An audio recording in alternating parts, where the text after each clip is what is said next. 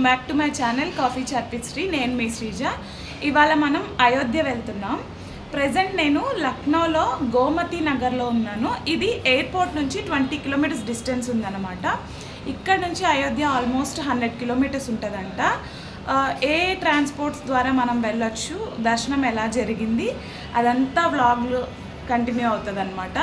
Please watch the vlog till the end, skip చేయకుండా చూడండి and subscribe చేసుకోండి. నచ్చితే లైక్ చేయండి, మీ ఫ్రెండ్స్కి షేర్ చేయండి.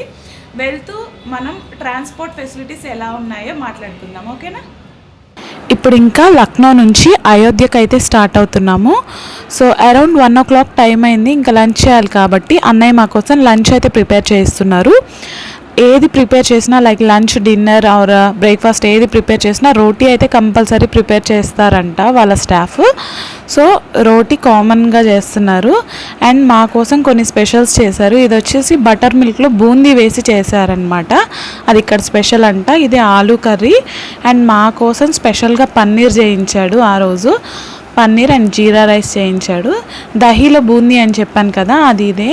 తినడానికి చాలా బాగుంది. మనం ఇది స్వీట్ లాగా చేసుకోవచ్చు. వీళ్ళు చాట్ పౌడర్ వేసి చేశారు. నాకైతే చాలా బాగా నచ్చింది. ఆఫ్టర్ ఫుడ్ తింటే కొంచెం సూదింగ్గా అనిపించింది స్టమక్లో.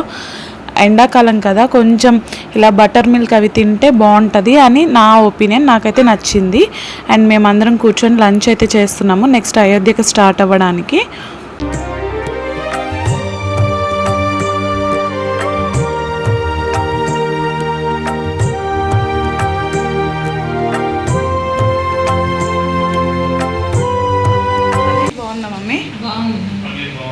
పప్పు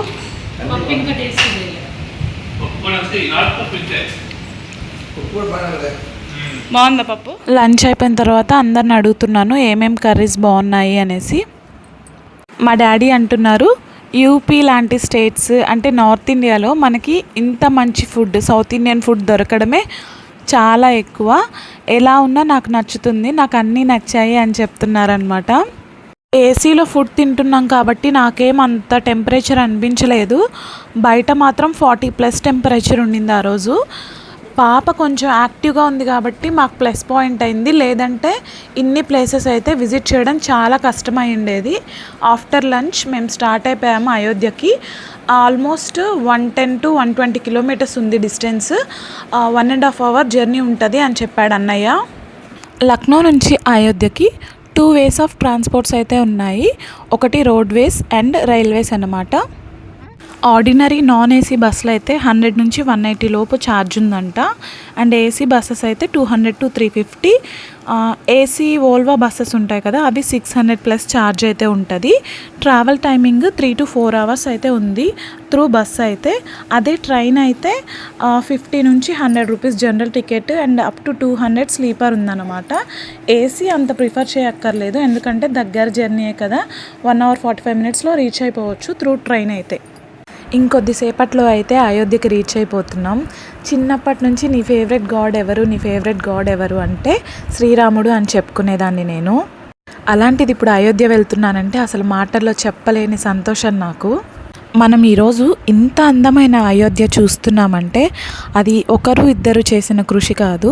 దాదాపు 134 సంవత్సరాలు కంటిన్యూగా కృషి చేశాక సుప్రీంకోర్టు ఇచ్చిన తీర్పు వల్ల మనకి ఇంత అందమైన అయోధ్య ఉంది అన్నమాట. ఇది ఎంట్రీ గేట్ ఆఫ్ అయోధ్య. చూడ్డానికి చాలా బాగుంది. సేమ్ అయోధ్య రాముడి చేతిలో ఉన్న కోదండంలా ఉంది. అంత అందంగా ఉంది చూడ్డానికి. అయోధ్య అంటే కేవలం ఒక నగరం కాదు, సీతారాముల యొక్క ప్రేమ అండ్ ఆల్సో ఒక మంచి రాజు యొక్క పరిపాలన అని నాకు అనిపిస్తుంది. అయోధ్యలోకి ఎంటర్ అవ్వగానే నాకు ఎన్విరాన్మెంట్ మొత్తం చాలా కూల్గా అనిపించింది. పక్కనే సరయూ నది ఉంటుంది కదా, దాని యొక్క చల్లదనం సిటీ అంతా ఉందేమో అని అనిపించింది. అండ్ మీరు ఒకటి గమనిస్తే అయోధ్యలో ప్రతి ఒక్క హౌస్కి కన్స్ట్రక్షన్ సేమ్గా ఉంటుంది. అంటే నేను ఒక రెడ్ మార్క్ వేసాను చూడండి. ఆ రెడ్ మార్క్ మీరు కొంచెం కీన్గా చూస్తే ప్రతి ఒక్క ఇంటి దగ్గర సేమ్ ఆరెంజ్ కలర్ ఆర్చ్ అయితే ఉంటుందన్నమాట. ఆ కన్స్ట్రక్షన్ నాకు ఎందుకో కొంచెం గమ్మత్తుగా అనిపించింది. ఆ ఆర్చ్ వల్ల ఆ సిటీకే వింటేజ్ వైబ్స్ వచ్చాయన్నమాట. ఇంతకు ముందు రోజుల్లో అయితే అయోధ్యకి వెళ్ళి రావడం ఒక లైఫ్ టైం అచీవ్మెంట్లా ఉండేది అందరికీ. బట్ ఇప్పుడు అన్ని మేజర్ సిటీస్ నుంచి బాగా ట్రాన్స్పోర్టేషన్స్ అవి స్టార్ట్ చేశారు కదా, సో అంత కష్టమేమి ఉండదు. ప్రతి ఒక్క హిందువు తన లైఫ్లో ఒకసారి అయోధ్యకి వెళ్ళి రావాలి అని ఈజీ ట్రాన్స్పోర్టేషన్స్ మన గవర్నమెంట్ కూడా చాలా సపోర్ట్ చేస్తుంది అందరికీ. సో ప్రతి ఒక్క హిందువు తన లైఫ్లో ఒకసారి వెళ్ళేసి వస్తే బాగుంటుందని నా ఒపీనియన్. హాయ్ అండి, జస్ట్ నో అయోధ్యకి వచ్చాం. 1.5 hour journey from Lucknow to Ayodhya. దాని తర్వాత ఇప్పుడే గెస్ట్ హౌస్కి వచ్చాము. చాలా బాగుంది ఈ సిటీ కానీ లొకేషన్ కానీ చూడ్డానికి చాలా అంటే చాలా బాగుంది. అంత యూనిక్గా అనిపించింది. పల్లెటూరు style, vintage style of houses construction కానీ చాలా బాగుంది. మీకు అంతా వీడియోలో కంటిన్యూ అవుతుంది. Please watch till the end. ఇదొచ్చి మేముంటున్న గెస్ట్ హౌస్ని చూపిస్తున్నాను. మేమున్న కొద్దిసేపటికి అన్నయ్య వాళ్ళ కంపెనీ నుంచి వచ్చిన గెస్ట్ హౌస్లోనే ఉన్నాము. సపరేట్గా ఏం రూమ్ తీసుకోలేదు, కొద్దిసేపే ఉంటాం కాబట్టి. సో ఇక్కడ లోపల వాళ్ళు రెస్ట్ తీసుకుంటున్నారు. నేను కంప్లీట్ గెస్ట్ హౌస్ టూర్ లాగా ఏం చేయట్లేదు, జస్ట్ అవుట్లైన్ మేము ఇక్కడ ఉంటున్నాము అనేసి. మేమున్న గెస్ట్ హౌస్ కూడా కన్స్ట్రక్షన్ ఎక్సలెంట్గా ఉంది. అసలు అయోధ్య మొత్తం కన్స్ట్రక్షన్స్ ఎక్సలెంట్గా ఉందన్నమాట. ఏఐ జనరేషన్ లాలేదు, ఏదో ఎస్థెటిక్గా ఉంది, పాత కాలంలో మనం ఉంటున్నట్టు ఉందన్నమాట. నాకు చాలా నచ్చింది. మమ్మ ఎక్కడికి రెడీ అయ్యావు ఇంత అందంగా? అయోధ్య లడ్డు రాముడి గారికి. ఎక్కడికి? లడ్డు స్వామి, లడ్డు రామయ్య, లడ్డు చిన్ని రాముడు, బాలరాముడు.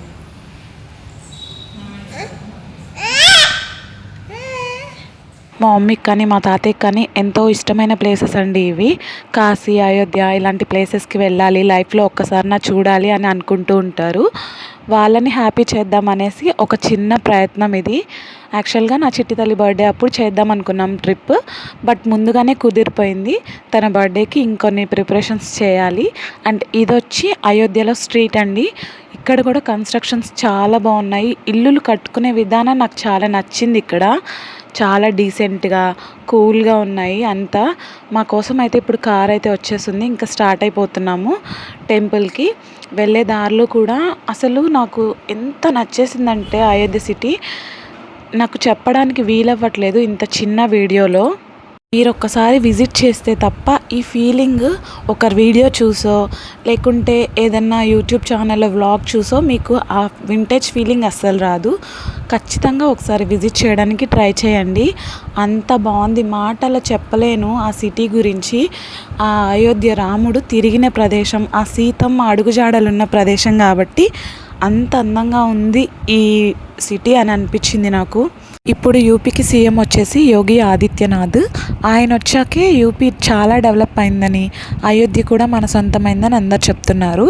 ఆయన వచ్చాక డెవలప్మెంట్ కూడా డబుల్ ట్రిపుల్ అయిందనమాట. చాలా బాగుందంట. రోడ్స్ కన్స్ట్రక్షన్స్ కానీ వాటర్ ఫెసిలిటీస్ కానీ ఇవంతా బాగా డెవలప్ చేశారంట. ఈ రోడ్ మధ్యలో ఉన్న స్ట్రీట్ లైట్స్ కూడా సేమ్ స్వామి చేతిలో ఉన్న ధనస్సులాగే ఉన్నాయన్నమాట. నైట్ వ్యూ అయితే చెప్పలేని మాటల్లో అంత అందంగా ఉండింది. నైట్ వ్యూ చాలా బాగుండింది. మీరు ఒకవేళ అయోధ్యకు వచ్చినట్లయితే నైట్ స్టే చేయండి అక్కడ, కేవలం ఆ వ్యూ కోసం. అయోధ్యకి ఇంకో స్పెషాలిటీ ఏంటంటే అడుగడుగున గుళ్ళు ఉన్నాయి. ప్రతి ఒక్క అడుగుకి ఒక గుడి ఉందన్నమాట. శ్రీరాముడి గుడి కానీ కృష్ణుడి గుడి కానీ ఏదో ఒక గుడి ఉంటూనే ఉందన్నమాట. ఆ గుళ్ళో ఆ విగ్రహాలు కూడా ఎంత కన్నుల విందుగా ఉన్నాయి. అంత బాగుంది యూపీలో. మేమైతే ఆల్మోస్ట్ దగ్గరకు వచ్చేసాము టెంపుల్ దగ్గరికి. ఇది వచ్చేసి మెయిన్ ఎంట్రన్స్. ఇక్కడ నుంచి నడుచుకుంటూ వెళ్ళాలి. ఇవి క్యూ లైన్స్ అన్నమాట. దూరంగా కనిపిస్తుంది కదా గోపురం, అక్కడ దాకా నడవాలి. చాలా దూరం నడిచేది ఉంది. అండ్ ఆల్సో వీల్ చైర్స్ కూడా అవైలబుల్లో ఉన్నాయి. ఎంట్రన్స్ దగ్గరే వీల్ చైర్స్ అయితే అవైలబుల్ ఉన్నాయి. చాలా దూరం నడవలేని వాళ్ళు ఖచ్చితంగా వీల్ చైర్ ప్రిఫర్ చేయండి. వాళ్ళు చాలా మంచి దర్శనం చేయించుకొని తిరిగి మళ్ళీ ఆర్చ్ దగ్గరికి వీల్ చైర్లోనే తీసుకొస్తారు. అస్సలు మర్చిపోవద్దు, నడవలేని వాళ్ళు ఉంటే వీల్ చైర్ తీసుకోండి. దూరంగా కనిపిస్తుంది కదా, అదే ఆ రామయ్య గోపురం. ఇంతవరకే కెమెరా, ఫోన్ అనేవి అలో ఉందన్నమాట. లోపలికి అస్సలు ఫోన్ అవైలబుల్ లేదు. గుడి లోపలైతే అస్సలు కంప్లీట్ నో ఫోన్ అనమాట. నాకు వీలైనంత వరకు నేను తీయగలిగినంత వరకు క్యాప్చర్ చేశాను ఫుటేజ్. ఎప్పటికీ మనకు గుర్తుంటుంది కదా అని.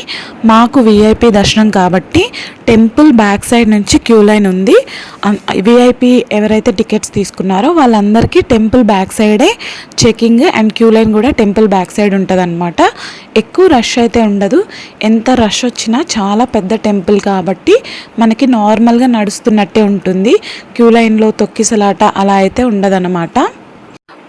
ఫ్రంట్ సైడ్ ఆఫ్ టెంపుల్ కన్నా back side of temples constructions అబ్బా మైండ్ బ్లోయింగ్. నేను ఎక్స్ప్లెయిన్ చేయలేను, మీరే చూడండి.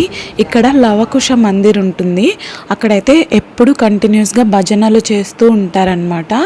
అండ్ లవకుశ మందిర్ పక్కనే సంకట హనుమాన్ టెంపుల్ అయితే ఉంటుంది. ఆ రెండు టెంపుల్స్ కూడా మైండ్ బ్లోయింగ్ అండి, చాలా అంటే చాలా బాగున్నాయి. మీరు ఒకవేళ కుదిరితే దర్శనం అయిపోయిన తర్వాత టెంపుల్ బ్యాక్ సైడ్ నుంచి వచ్చి ఒకసారి విజిట్ చేయండి. లవకుశ మందిర్ అండ్ సంకట మాచాన్ హనుమాన్ మందిర్ అన్నమాట. చాలా బాగున్నాయి కన్స్ట్రక్షన్స్ కానీ లోపల ఉండే విగ్రహాలు కానీ చూడముచ్చటగా ఉన్నాయి. అండ్ ఇది చూసారా రంగుమహల్, దీని కన్స్ట్రక్షన్స్ కలర్ కాంబినేషన్ చూస్తే చాలండి కడుపు నిండిపోతుంది, అంత అందంగా ఉంది. ఎక్స్ప్లెయిన్ చేయలేను, నేను ఉన్నంతసేపు అది చూస్తూ ఉండిపోయాను రంగుమహల్. ఇంతవరకే ఫోన్ ఎలా ఉందండి, సో నేను క్యాప్చర్ చేయగలిగినంత క్యాప్చర్ చేశాను. అండ్ మేమైతే దర్శనానికి వెళ్ళేసి బయటకు వచ్చాము. దర్శనం అయితే జన్మధన్యం అయిపోయింది అని అంటారు కదా, ఆ వర్డ్కి ఆప్ట్గా ఉంది. అంత బాగా జరిగింది. అక్కడున్న రాముల వారిని చూస్తుంటే నిజంగా ఇలాగే ఉన్నాడేమో చిన్నప్పుడు స్వామి, ఇక్కడ ఆడుకునేవాడు కదా ఈ మహల్లో అని అనిపించింది. అంత బాగుందండి ఆ కన్స్ట్రక్షన్. 1000కి 1000 రేటింగ్ ఇస్తాను నేను. కన్స్ట్రక్షన్ అయితే మైండ్ బ్లోయింగ్. ఎవరన్నా వీడియోస్ తీసుంటే దాంట్లో వ్లాగ్స్లో అన్నా మీరు చూడండి, ఎంత చూసినా తనివి తీరదు. ఖచ్చితంగా ఒకసారి విజిట్ చేస్తేనే మీకు ఆ అనుభవం అనేది తెలుస్తుంది. ఖచ్చితంగా ఒకసారి విజిట్ చేయండి మీ లైఫ్లో అయోధ్యకి. వీలుంటే 2-3 సార్లైనా విజిట్ చేయండి, తప్పే లేదు. అంత బాగుంది కన్స్ట్రక్షన్. అండ్ సీతారాముల కళ్యాణం జరిగాక పట్టాభిషేకం విగ్రహాలు కూడా ఉన్నాయి పైన స్టేర్లో, అవి కూడా చాలా బాగున్నాయి. దర్శనం అయితే మాకు చాలా బాగా జరిగింది. 1 అవర్ పైనే ఉన్నాము గుడిలో. గుడి తర్వాత మేము బయటకు వచ్చి గుర్తుగా ఉంటాయనేసి ఫ్రిడ్జ్ మ్యాగ్నెట్స్ అవి షాప్ చేస్తున్నాం అనమాట. అదే ఈ వీడియో. చాలా అంటే చాలా మనస్తృప్తిగా నా లైఫ్కి ఒక అర్థం ఉంది అనే విధంగా దర్శనం అయితే జరిగింది. I'm very much happy. అక్కడ నుంచి వచ్చేసి ఆల్మోస్ట్ 10 days అయింది నేను ఈ వీడియో వాయిస్ ఓవర్ ఇచ్చేటప్పటికి.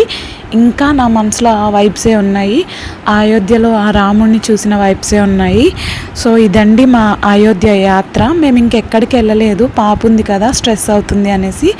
మీకు కనుక మన కంటెంట్ నచ్చుతుంది అని అనుకుంటే ప్లీజ్ సబ్స్క్రైబ్ చేసుకోండి. వ్లాగ్ మొత్తం చూసినందుకు చాలా థ్యాంక్ యూ.